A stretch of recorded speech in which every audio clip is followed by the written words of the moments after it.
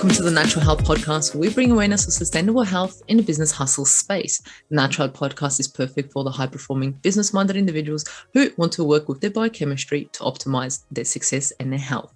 It's Friday, which means it's time for friends sharing facts about health, business, and overall success. And in today's episode, we talk to Sallyanne Pisk, who has worked in health for 30 years as a practitioner, researcher, and manager. She's an accredited practicing dietitian, mindfulness practitioner, and author. For the past 10 years, she has been devoted to helping women transform their eating mindset and relationship with food. Over her career, she has presented at a health conference and participated in over 200 radio interviews, including Talkback. She's a health and wellbeing presenter for the new Feisty, Fabulous, and 50 Plus community radio program and podcast.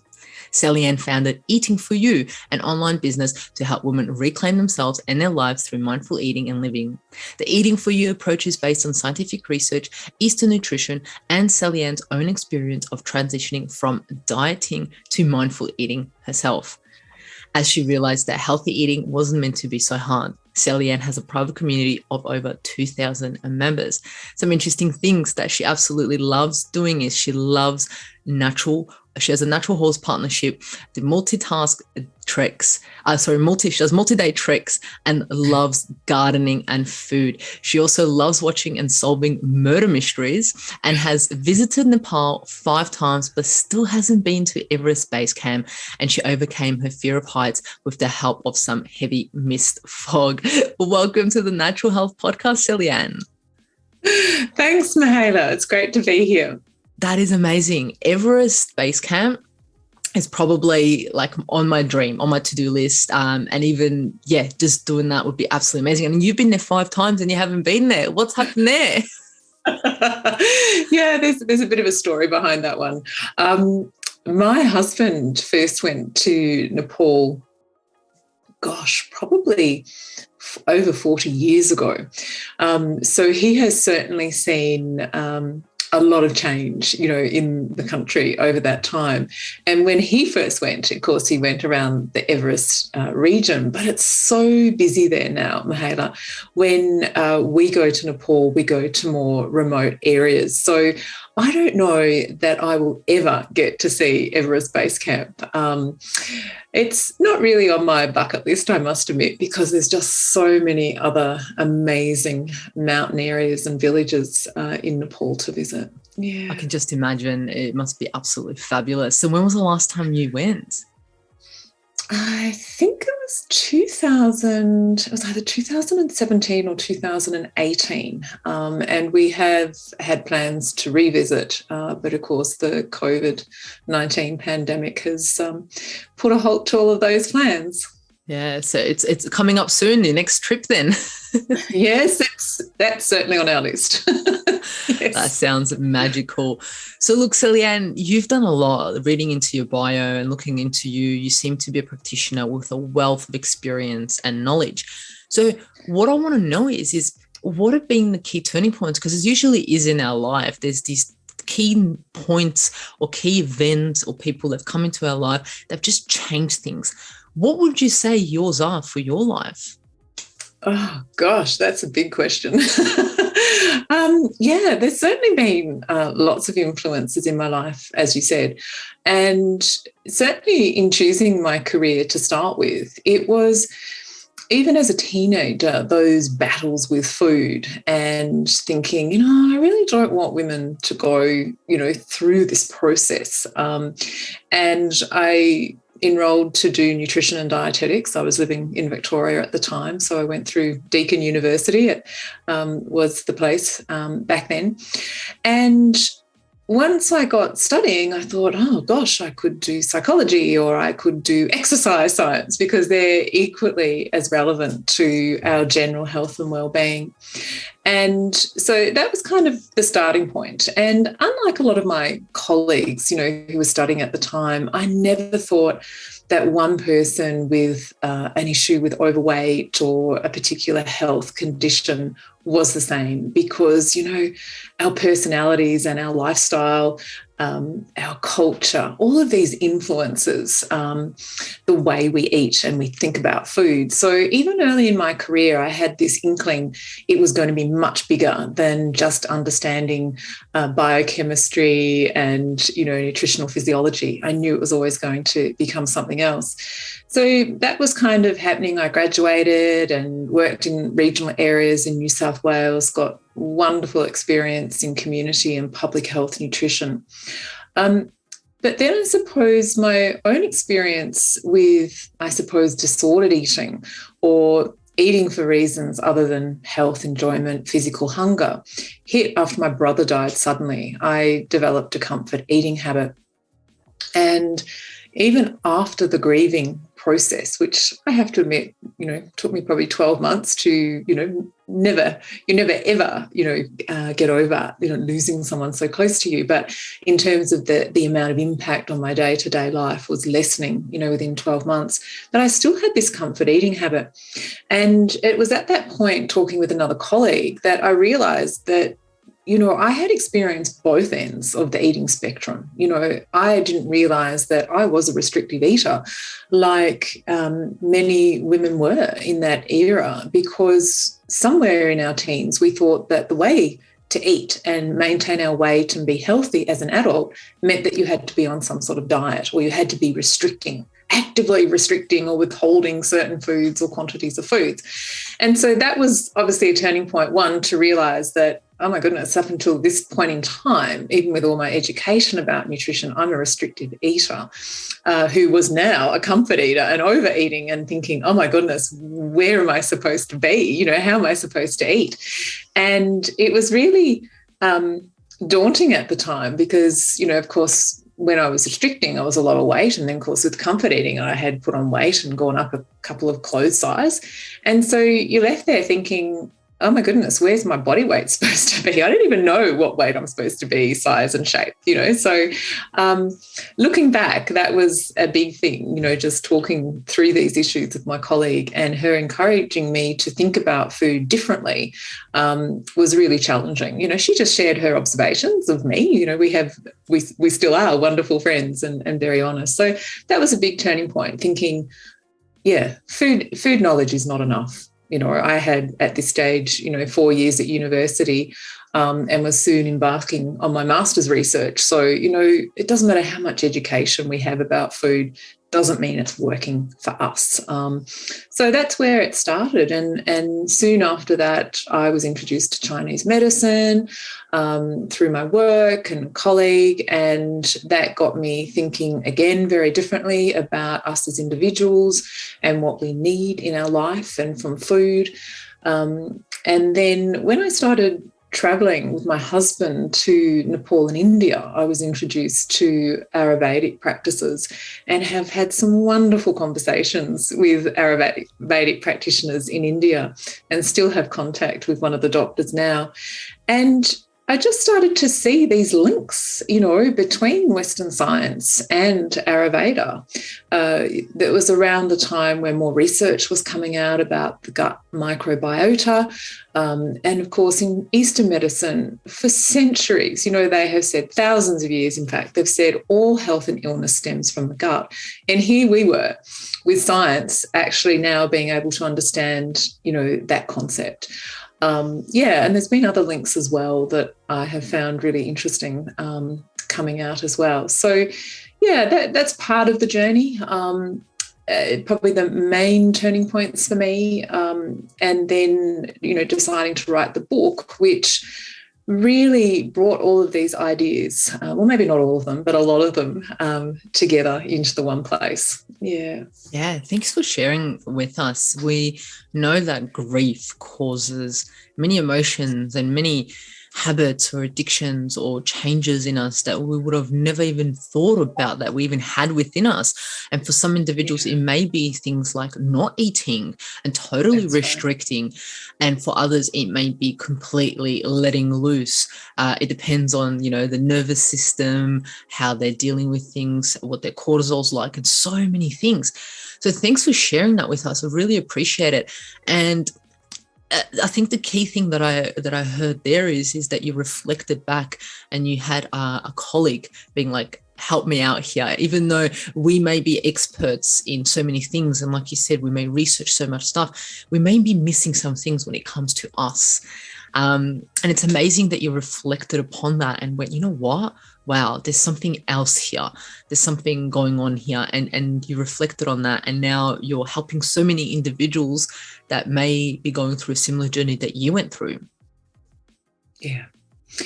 And, it's really interesting, Mihaela, when I speak to ladies, and I speak to ladies most days of the week, how surprised in some ways that they learn that they're not alone, that their feelings of inadequacy about not knowing how to eat are huge, but they are shared. And I look at my own journey with food. It's obviously been part of the process of founding Eating For You and evolving it over the years.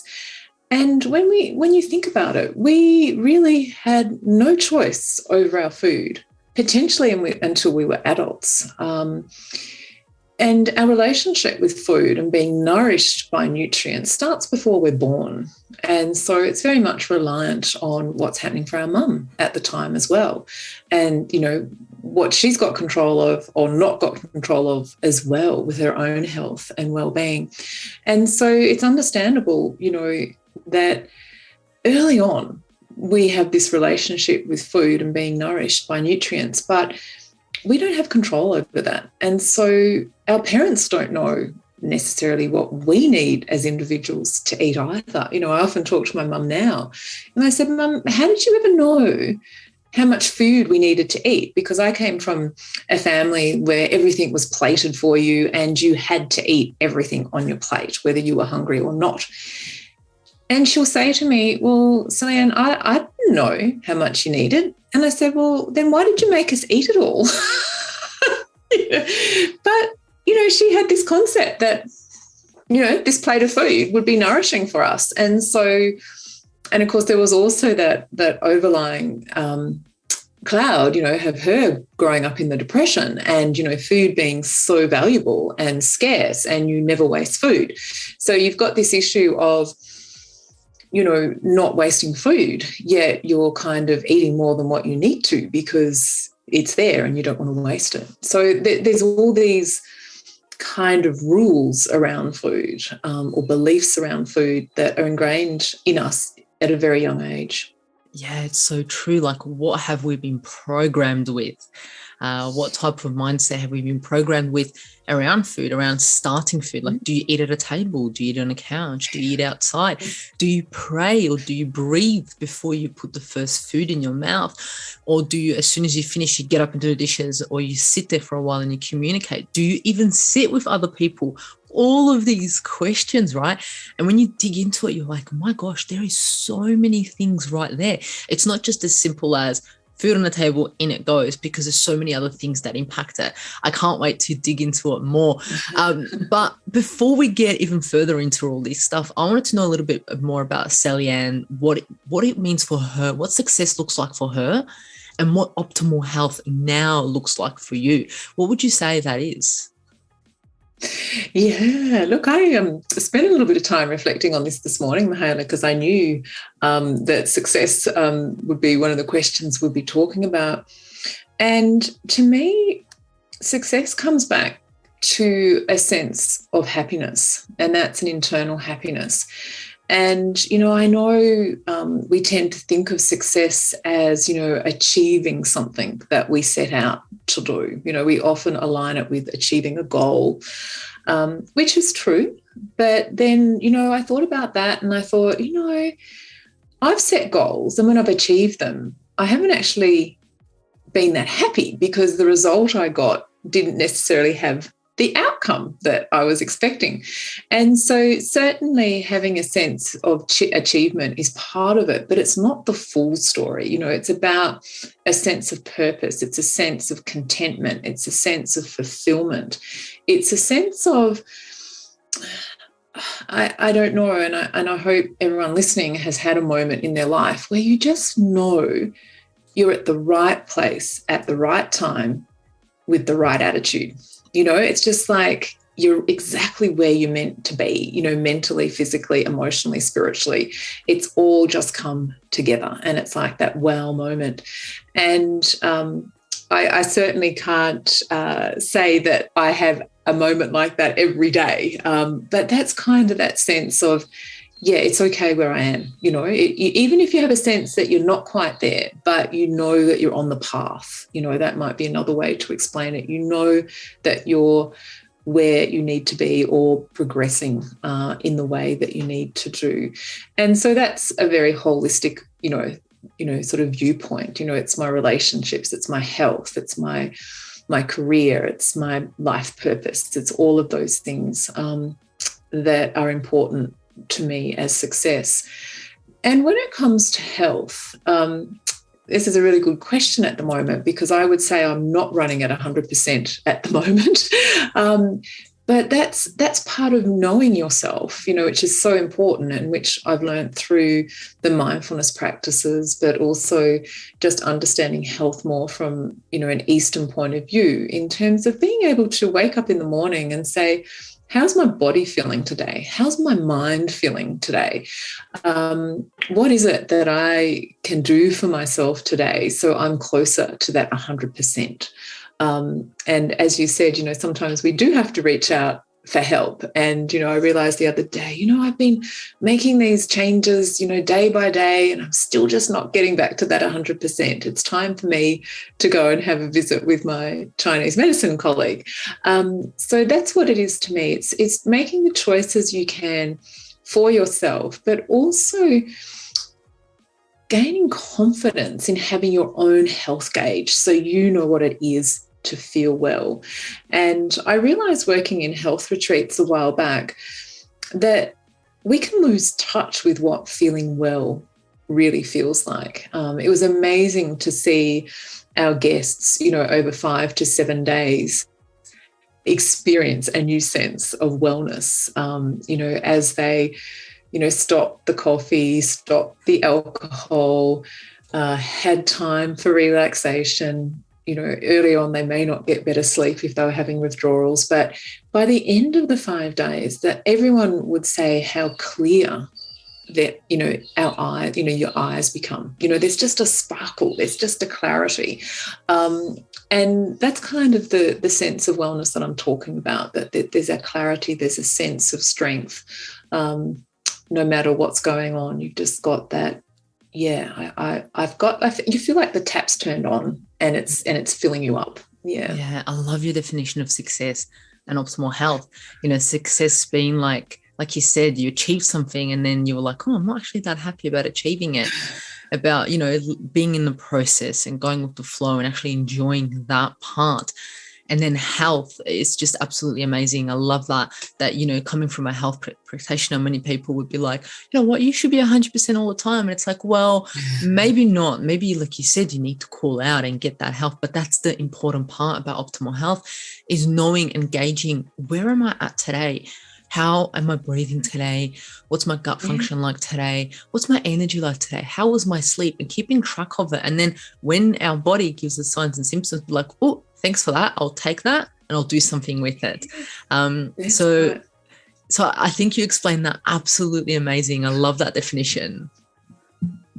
Yeah, thank you.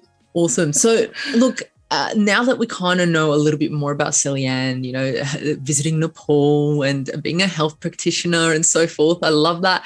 Let's talk about today's topic, which we kind of dived into a little bit, but let's dive deeper, because I'm so interested in it. And the people that are listening are like, I want to know how I am able to stop my emotional eating without giving up my favorite foods. I mean, like, most people are like, Sallyanne, is that even possible?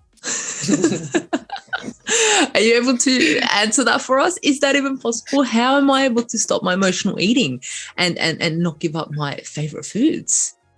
Yeah. And look, I think this is where we touched on it, like in terms of, our journey with food over our lifetime and the food rules that we develop at different ages. And it's going back and really reassessing whether some of our judgment of food or our expectation of food is actually relevant today. Because what we get to, if you think about a traditional dieting type of approach that, requires restriction, we have a list of good foods, a list of bad foods, and we wonder why we can't stick to it. And it's because we're restricting the bad foods that at some point in our life have actually been the good foods. So we have this conflict going in ourselves, within ourselves, saying, well, the bad foods from, a nutritional point of view, if we eat too many of them, they're not supportive of our health, but they're actually the foods that I was given as a reward when I was a child. They were the foods I was given when I fell over and hurt myself. They were the foods that I reached for comfort when I had a sense of loss. So we can see already we're in conflict. We're trying to give up foods that have had a really important and sometimes life-saving potentially, or certainly mind-saving, role in our life. And we have to unpack that. It's not just about foods, as I said earlier. It's about our true beliefs about foods. And when we hit these conflict points, like, we've just been talking about, it's about, well, how do I move on? It's about how do I move on? So it's really the first step is understanding those beliefs we have about food and the roles that food has played in our life. That's definitely a starting point. And certainly understanding, I have this saying, and it came out from the ladies in the community.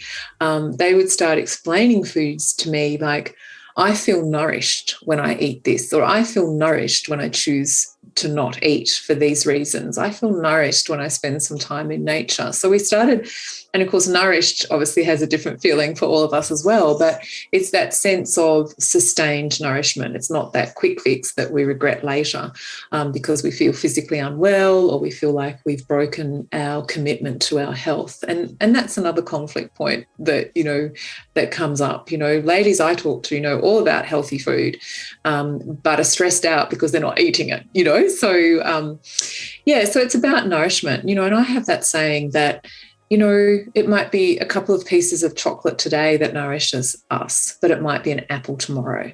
And so, again, it's very much that mindfulness approach, no judgment. What is it in the moment? And why is that going to be nourishing to us now? So it's understanding much deeper that relationship we have with food. Yeah. The way your view on it is just so non-judging. I think that's the right word. It's what I'm hearing is that if an individual comes and goes, today, a strawberry is nourishing for me, amazing. Tomorrow, a piece of bread may be nourishing from them, and that's it. And it's not a place of judgment where it's like, no, you shouldn't have had that. That's not good because this. And I love the aspect that you put in there. It's kind of like, well, I used to get that piece of bread.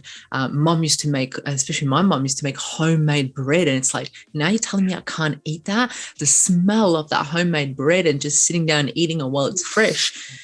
And now it's a bad thing. So does that mean, and it's interesting, the whole concept, the whole mind concept is kind of like, am I putting that in the bad box now? Is that in a good box? Which box is that going in my brain? So I can sense what you're saying. So a lot of women would come to you and be a bit confused.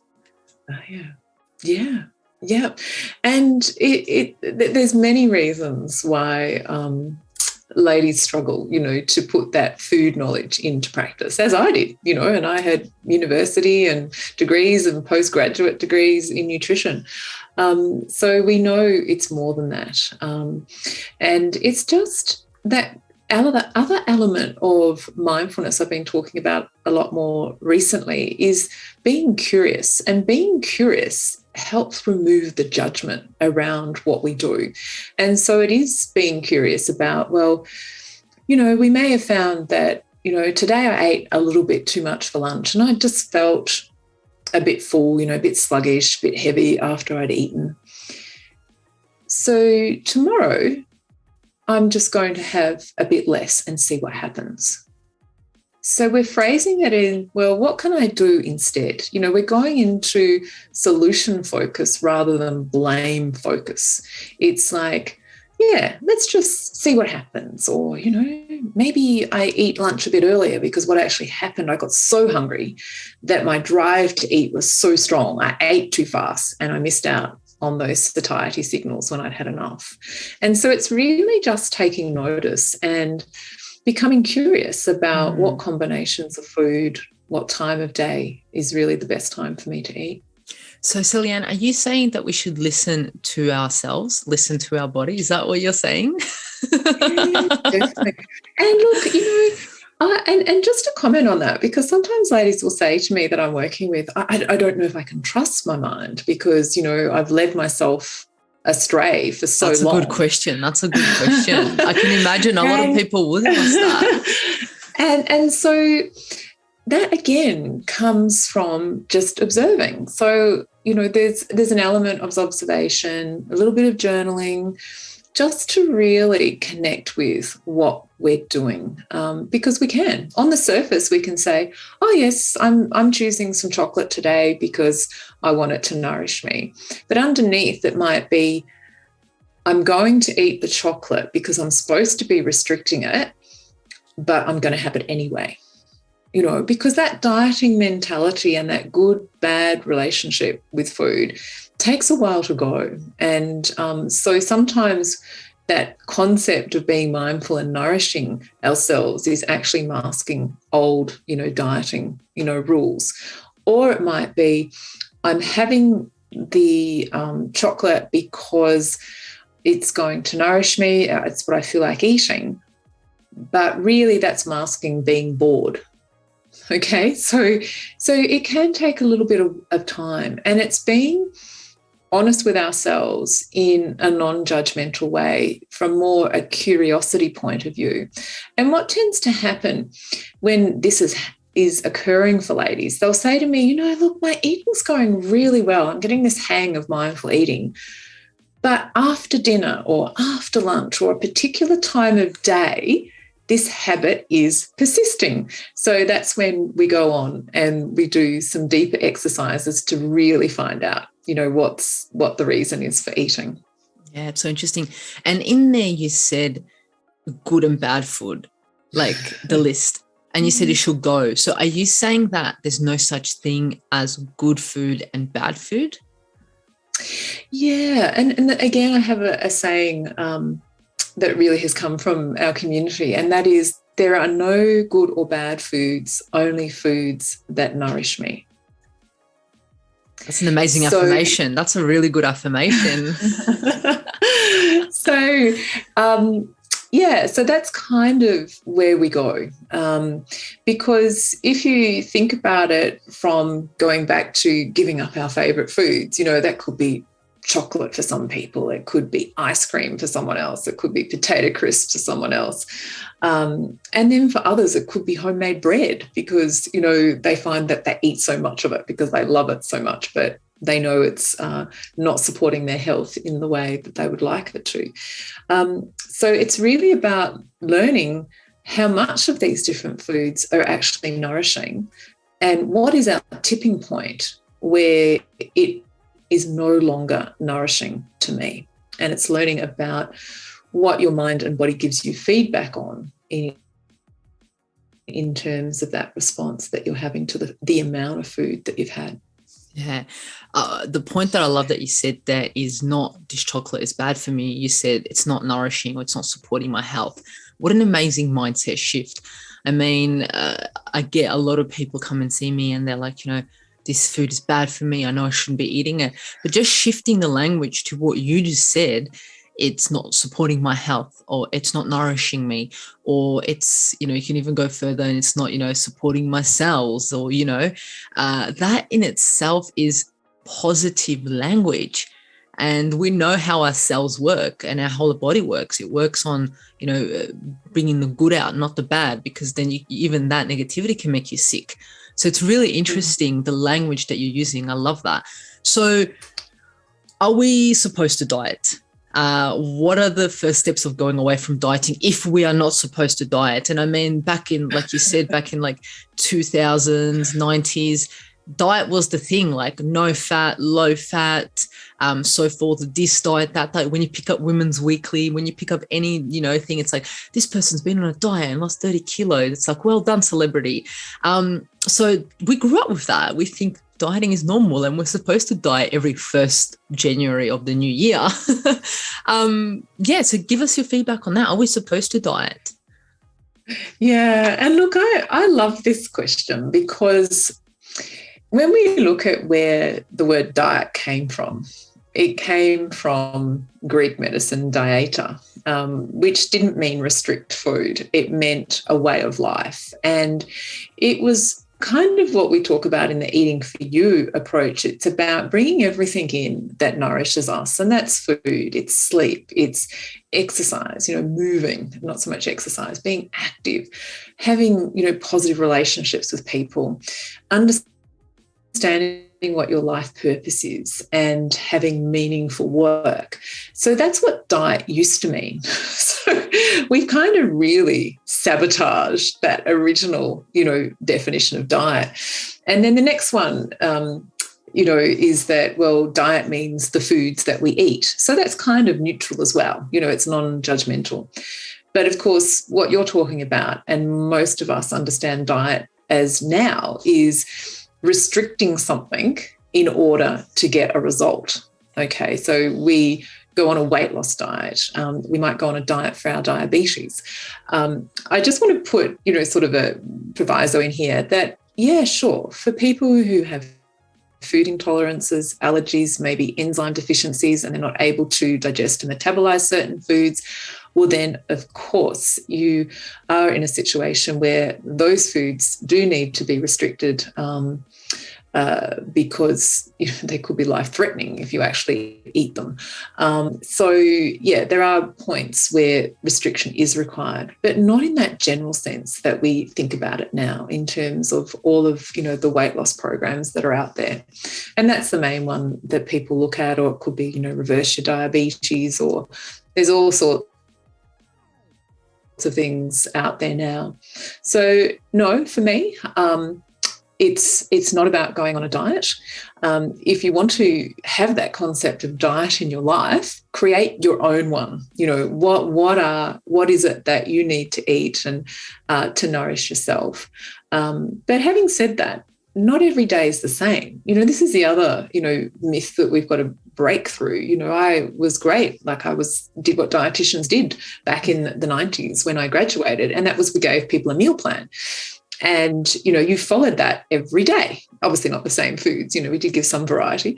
But looking back that, I'm thinking, but we're not as active every day as some days. I know myself, I could spend 5 hours in the garden and be absolutely ravenous for food, or I could spend the whole day with short breaks sitting at my computer and I'm hardly hungry at all because I really haven't done anything, So it's that concept, again, that blows away the myths of diets, because often these diet plans tell you exactly what to eat every day, but we're not the same every day. So, I look through this. I think, some diets may give, good nutrition information, but they're generally attached to some sort of fad, like it's no carbs, no fat, or high protein, high fat. And so it's really biased, really skewed information that's not necessarily relevant to you. You're so right. And if we understand the impact of sleep on hunger, you will know that some days you may have not slept that much and you're hungry. You wouldn't do much, but you're so hungry. And when we, like you said in your course, you talk about sleep in your community, you talk about these things. And it's not just about the diet and the food. It should be the same every day. Like you said, the meal plan. There are so many factors that influence it. Your exercise, your sleep, your mood, where you are. Are you traveling? Are you not? What access do you have at the moment to what food? What season you're in? There's so many things to take in consideration. So I love that you mentioned that every single day should be different. Those individuals that come to me and say, my breakfast, lunch, and dinner is the same all the time, the whole year. Like for me, my breakfast varies depending on if it's winter or summer, but most of the time breakfasts are the same. But my lunch and dinner always vary. Sometimes I might even skip it, but I'm skipping dinner because I know I've had a big lunch and I know I want to do it extra fast, or I have something on tomorrow, or what's happening. It always should be dependent on yourself, right? And I love that you mentioned that. Yeah, oh, definitely. And it can be, it's again one of these kind of intersections of conflict that people face. It's like, on one hand, oh no, I can't give away all these food rules because I'll lose control. And here I have just listened to someone explain to me that their eating's out of control. They've tried all these diets that have given them guidelines and they're eating out of control. So it's this sense that if I follow someone's guidelines, I'll be able to do it. But in actual fact, the problem is we are following someone's guidelines, and that's why they don't work for us. So it's a big shift. We have this sense of security because we're being told what and how to eat. But in actual fact, those guidelines don't work for us. So they're actually taking us further away from our natural way of eating. Yeah, wow, that's just absolutely amazing what you just said there. And if anyone just wants to rewind and listen to that, that was on point, because I love that you say that, because you are different compared to the person next to you. Even if you're living with a partner, if you're living with your kids, if you're living with housemates, they're not going to eat the same as you. And that's sometimes an issue when you're cooking together or when you're eating together. It's kind of like you may not eat the same variety. You may not need that much. You may not need it at that time. There's so many things taken into consideration. But you did mention a key word, which I want to go a little bit deeper in, is willpower and motivation to say no to these things. And you said it's not working because it's not your plan. So what are the keys to motivation as willpower often runs out, especially in emotional eating aspects? Yeah. And this is really interesting. I've obviously looked at the research around this, but I also listen to the conversations I have with ladies going through my programs. And we run, some group coaching as well. And that always gets, the conversation flowing. And I just listen to the words, what's coming up. And I realized very early on in these group calls that the ladies were so good at identifying where they were making mistakes, where they hadn't kind of got their eating sorted. But they rarely mentioned what they were doing well, what was actually working for them. And so when you look at the whole research around motivation, and this is what we call intrinsic motivation, that what it comes from within us, rather than us being told, well done, you've reached your goal, whatever. It's the motivation that comes from within here. And that is really just simply noticing what you're doing well. Because all of us know that if we focus on what we haven't quite got right, if that seems really big, it seems really hard and not achievable. Whereas if we're taking notice of those eating moments where, you know what, I went to the cookie jar, but, I didn't actually feel hungry and I didn't have the cookie. I didn't need it. They're the moments of success. They're the moments that we need to acknowledge, and they are what feeds our motivation. It's those moments where we see we have control, and it's not control that feels restrictive. It's control that is freeing. I beat the cookie jar today, and it was my choice. I didn't even want the cookie, so it's those little things, and it may seem little, it may seem simple, but they are so powerful because there can be many of those in our day. But if we don't acknowledge them, we don't think we're making progress, and we don't think we're getting control over our eating.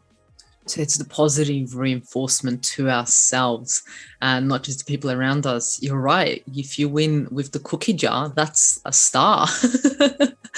That's definitely. That's right.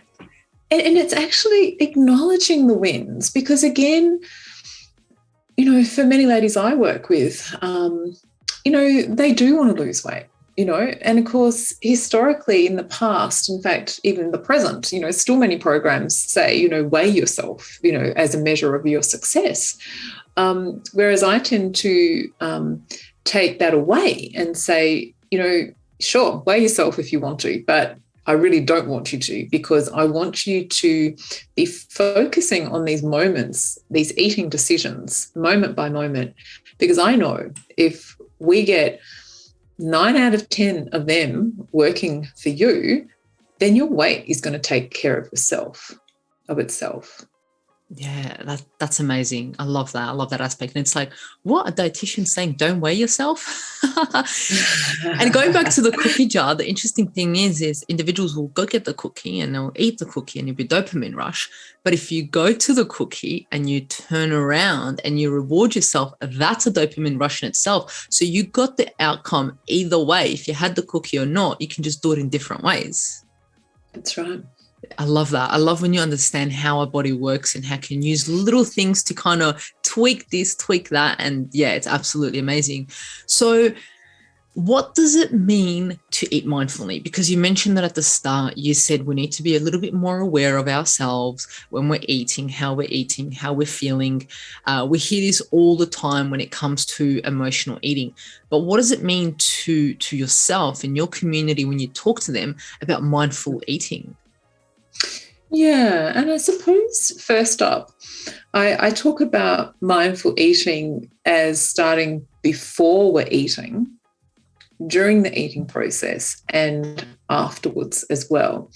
So often people understand mindful eating as being focused on the food that you're eating. A lot of ladies say to me, oh, yes, I've done that raisin exercise. And they think that's all it is. It's about, studying the food, And if people don't know what you're talking about, it's having a raisin in your mouth and really focusing. Is that right? Yeah, well, it's looking at it first in terms of, the shape, the colour, feeling it, the texture, whether it's got any aroma. So it's really taking in all the physical characteristics of the food.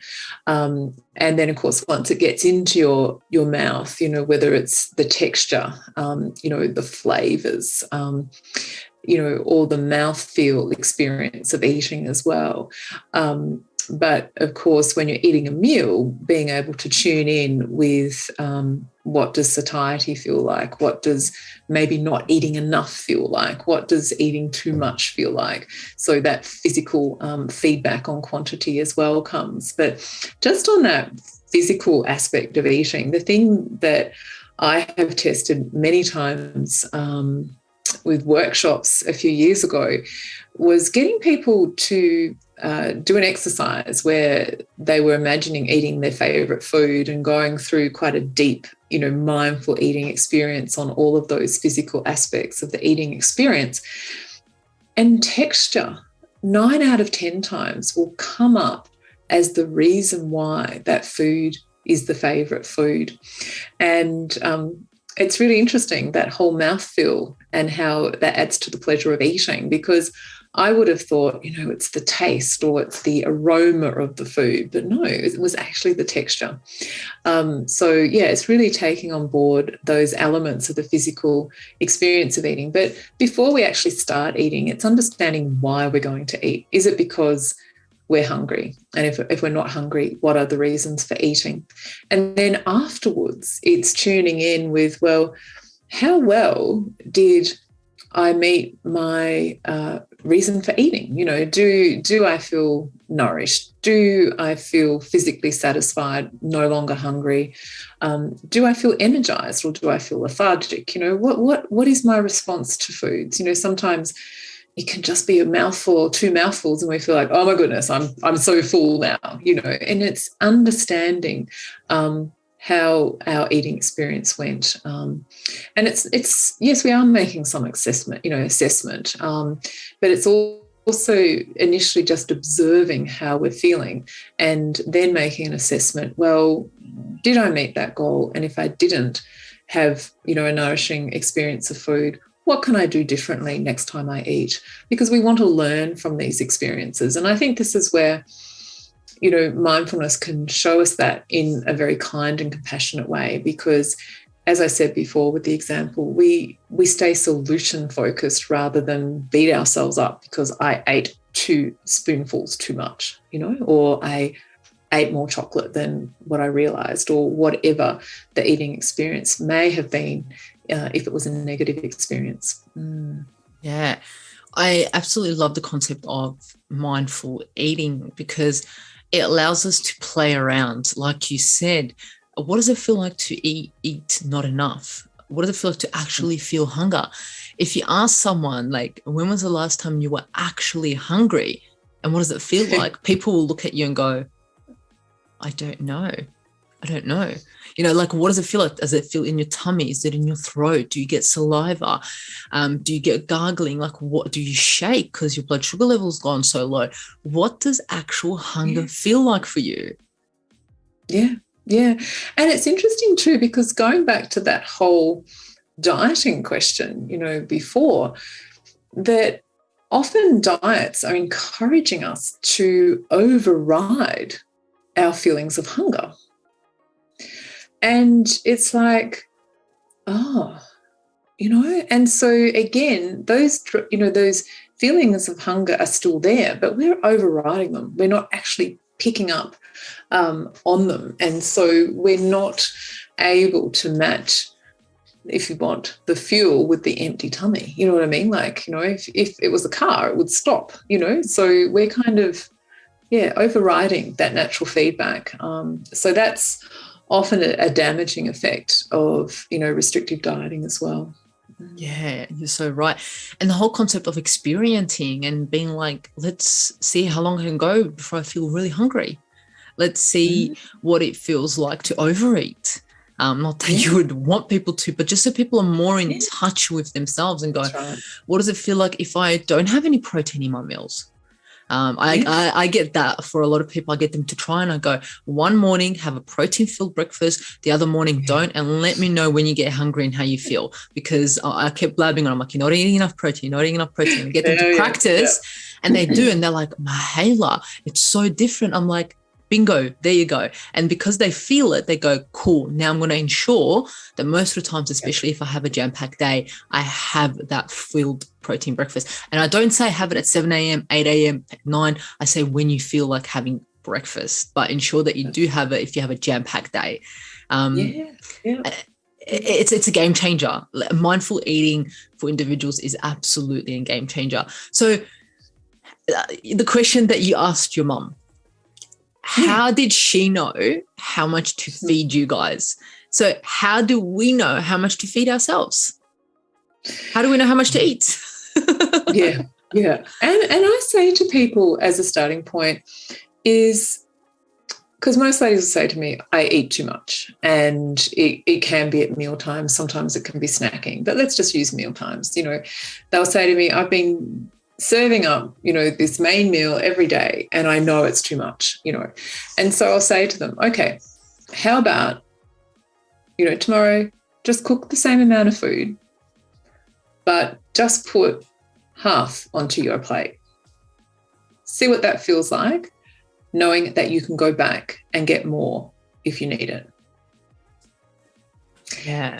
The other important thing is to eat without distraction. And you mentioned that really early on about, do we sit at the table? Are we watching TV? Are we standing in the kitchen? How we're eating will obviously impact on how well we're picking up on those natural feedback systems around whether we've actually had enough to eat or not. If we're watching TV, reading, flicking through social media, then it's possible we'll miss those feedback those feedback signals. Yeah, there's so many things to take in consideration. And I think the key word that we're getting from these is practice and listen to yourself. And don't have to be so regimented. This is what I'm eating. This is on that, what just came to me is individuals who also weigh their food or keep track of their calories. What are your thoughts on that?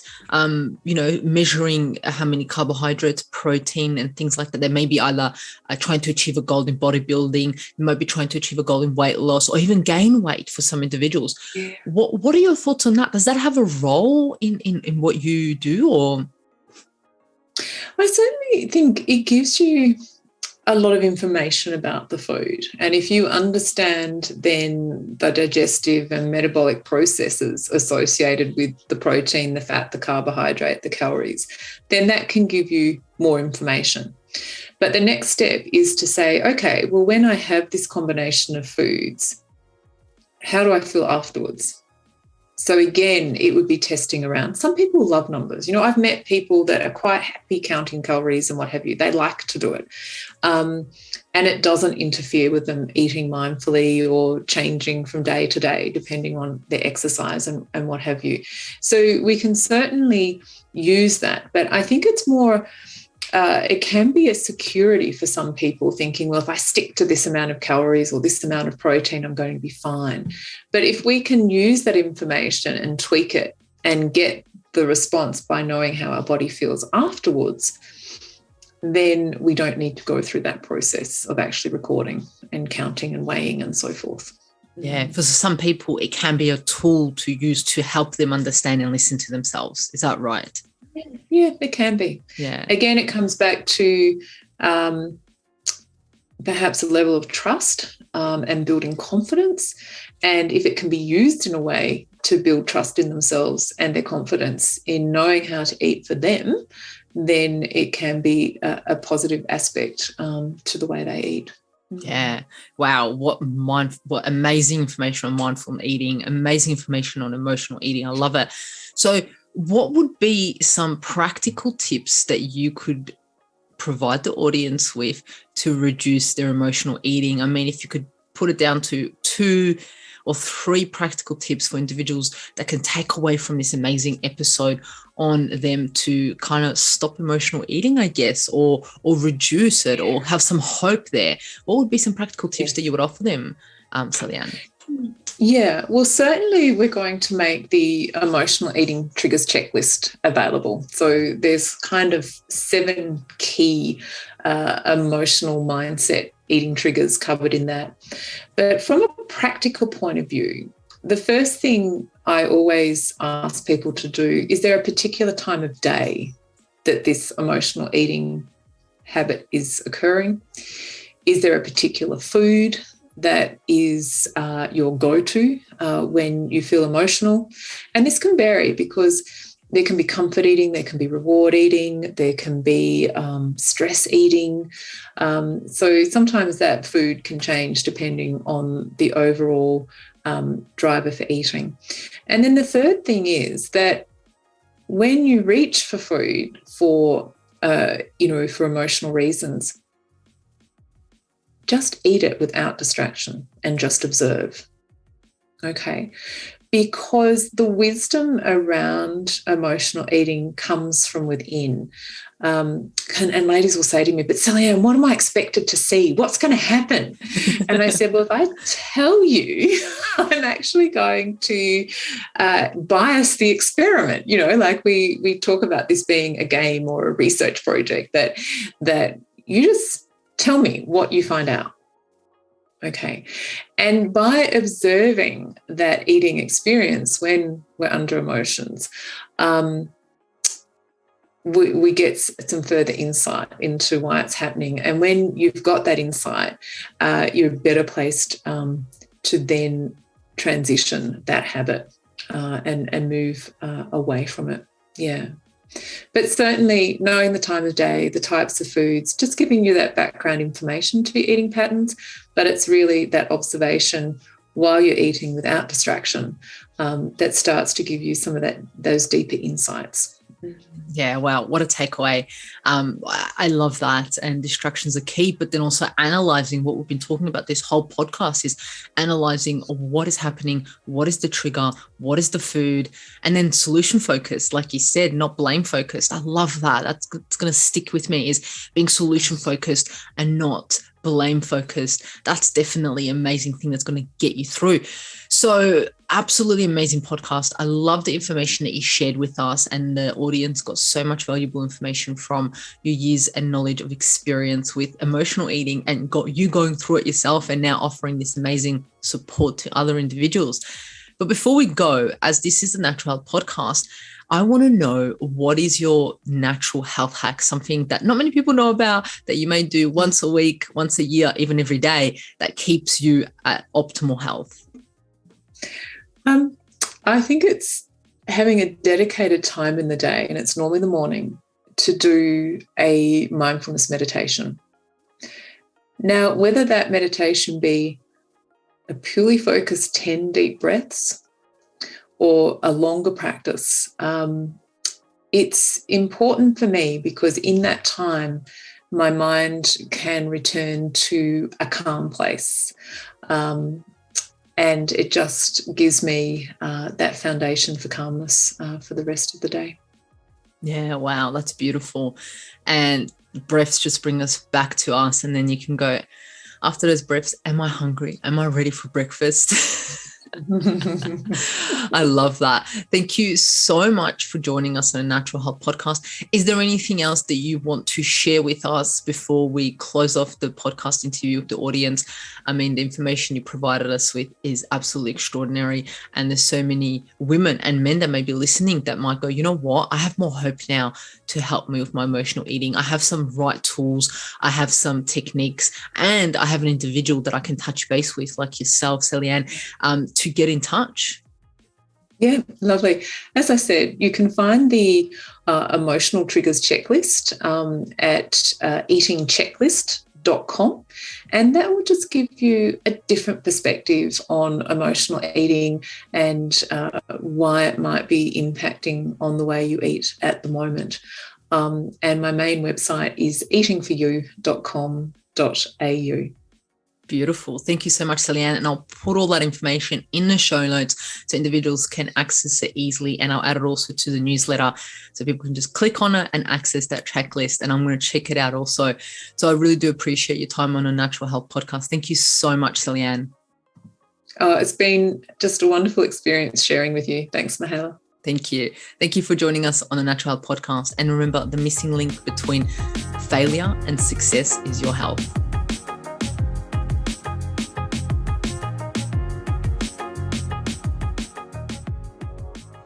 Content and information provided here is opinion of Mihaela Raguse and is for information purposes only and does not constitute medical advice. It is not intended to provide medical advice or take the place of medical advice or any current treatment you're undertaking. Consult your own medical professionals for any medical issues that you may be having. This entire disclaimer also applies to any guests or contributors to the Natural Health podcast. It is advised that you consult your doctor or healthcare professional in relation to any health concerns you may be having. Mihaela Raguse does not take responsibility for any health consequences which occur from a person listening, viewing, or reading this content. And in no circumstances shall the Natural Podcast, Mihaela Raguse, any guests or contributors to the Natural Podcast, or any employees, associates, or affiliates of Mihaela Raguse be responsible for damages arising from the information provided on the Natural Podcast.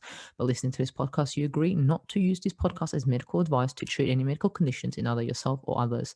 Please note, if you're taking prescription, do not stop your medication or start a new protocol, including but not limited to supplements, diet, lifestyle changes without consulting a doctor or healthcare professional.